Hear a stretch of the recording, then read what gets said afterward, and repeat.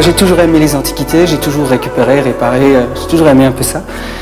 Et un jour, dans un grenier, je tombe sur un poêle en faïence qui était dans un grenier. Je ne savais pas ce que c'était, je suis italien, d'origine italienne, c'était pas notre tradition à nous. J'y connaissais rien, j'ai monté ce poêle avec mes connaissances de maçon en fait. Et puis effectivement ça m'a plu, je veux dire. Et d'après ça, j'ai cherché à en trouver, je les ai réparés, tout le monde y a eu droit, mes frères, mes sœurs, j'en ai offert à tout le monde. Et comme ça, doucement, j'ai appris, j'ai cherché différents poêliers, j'ai fait le tour. Parce qu'en fait, ça ne s'improvise pas. C'est un métier, ça s'apprend. On ne peut pas faire ça comme ça. Il faut connaître la céramique, savoir la travailler, savoir poser les carreaux. Et d'ailleurs, on n'a jamais fini d'apprendre. Je veux dire, tous les jours, chaque fois que moi je démonte un poêle, je vois ce que les poêliers avant moi ont fait. Vous savez, tout est dans le poêle. Quand vous démontez, vous regardez, vous dites tiens, celui-là, il était ingénieux, il a trouvé un système que j'avais pas pensé.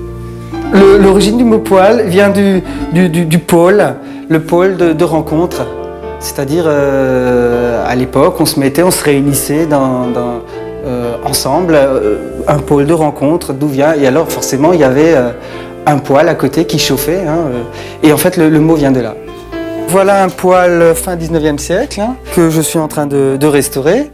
Alors la restauration consiste à d'abord démonter le poêle entièrement carreau par carreau et là on est en train de le remonter. Les carreaux sont posés l'un à côté de l'autre, ajustés. On fait le foyer, on monte comme ça, au fur et à mesure, le poêle. Puis avec un rail de chemin de fer et puis un marteau, on casse les briques à la mesure qu'on veut.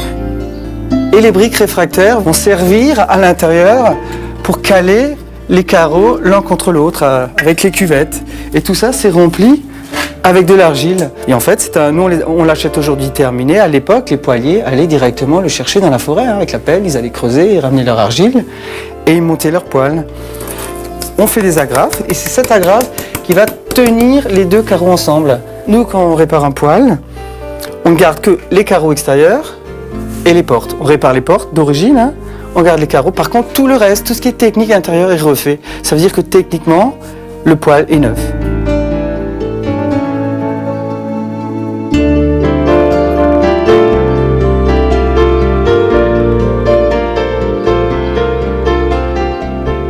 Faut pas imaginer un poêle avec de grandes portes pour pouvoir mettre des bûches de 50 cm ou des grandes bûches. On ne ferait que des feux d'enfer et qui serviraient à rien en fait. Alors le foyer est fait d'après la taille et le volume du poêle. Alors on fait un foyer qui est en général pas trop grand, même quand il y a de la place, on les rétrécit volontairement. La fumée circule autour du poêle, tourne autour du four, qui va servir de four en fait, où on peut faire cuire des petites choses. Et comme ça, elle va faire son petit bonhomme de chemin, toujours en chauffant les carreaux, les briques réfractaires. Et c'est ces briques réfractaires, une fois chaudes, qui rayonnent et qui rayonnent la chaleur. En fait.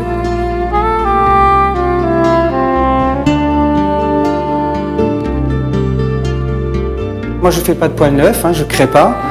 Moi, ce qui me plaît, c'est la restauration, la récupération et la restauration de poêles anciens. Chaque époque avait son style, chaque région avait son style aussi. C'est ce qui va nous donner une idée d'où vient tel et tel poêle. En fait, ce qui m'intéresse, moi, dans les poêles, c'est l'histoire du poêle. Il faut imaginer qu'il était dans un endroit, que la vie s'est faite autour de ce poêle. Il y a toute une histoire derrière chaque poêle.